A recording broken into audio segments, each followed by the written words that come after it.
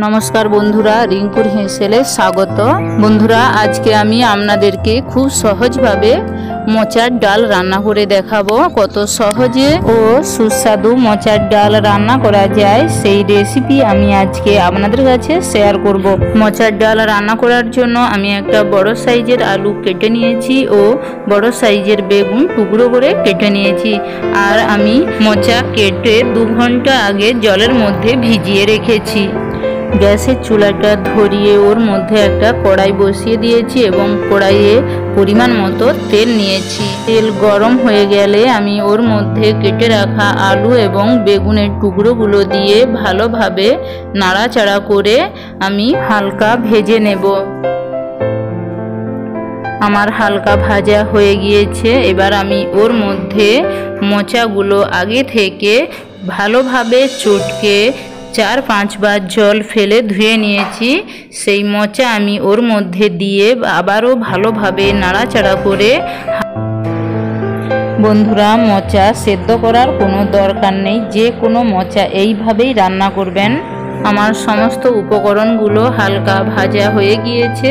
এবার আমি ওর মধ্যে আগে থেকে সেদ্ধ করে রাখা মসুর ডাল দিয়ে আবারও ভালোভাবে নাড়াচাড়া করে নেব। এবার আমি ওর মধ্যে পরিমাণ মতো লবণ দিয়ে দেব। বন্ধুরা আপনারা আপনাদের লবণের পরিমাণটা দেখে দেবেন।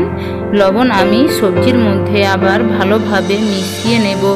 এবার আমি সবজিটা 5 মিনিটের জন্য ঢেকে দেব। 5 মিনিট পর সবজিটা নাড়াচাড়া করে আমি একটা পাত্রে ঢেলে নেব। আবার আমি গ্যাসের চুলাতে কড়াইটা চাপিয়ে পরিমাণ মতো তেল দিয়ে দেব। গরম তেলের মধ্যে একটা শুকনো লঙ্কা ও সামান্য পরিমাণ গোটা জিরে হালকা ভেজে নিয়ে ওর মধ্যে আমি কেটে রাখা পেঁয়াজ কুচি দিয়ে ভালোভাবে নাড়াচাড়া করে নেব।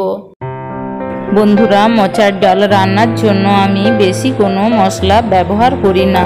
পেঁয়াজটা আমার হালকা ভাজা হয়ে গেলে আমি ওর মধ্যে পরিমাণ মতো হলুদ গুঁড়ো ও লঙ্কা গুঁড়ো দিয়ে আবারও নাড়াচাড়া করে নেব।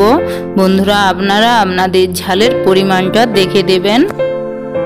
আমার নাড়াচাড়া হয়ে গিয়েছে। এবার আমি ওর মধ্যে সেদ্ধ করে রাখা মোচার ডালটা দিয়ে ভালোভাবে নাড়াচাড়া করে নেব।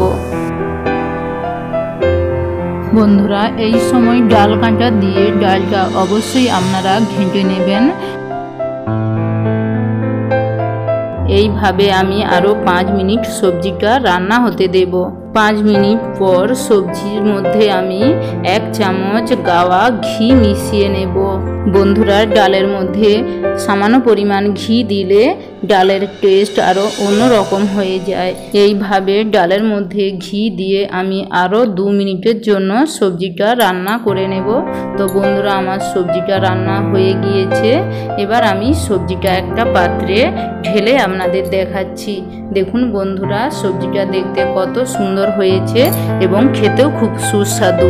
বন্ধুরা আমার রান্নাগুলো যদি আপনাদের ভালো লাগে আপনারা অবশ্যই চ্যানেলটা সাবস্ক্রাইব করে রাখবেন এবং অল বাটনে ক্লিক করে রাখবেন যাতে করে সমস্ত ভিডিও প্রথমেই আপনার কাছে পৌঁছে যায়।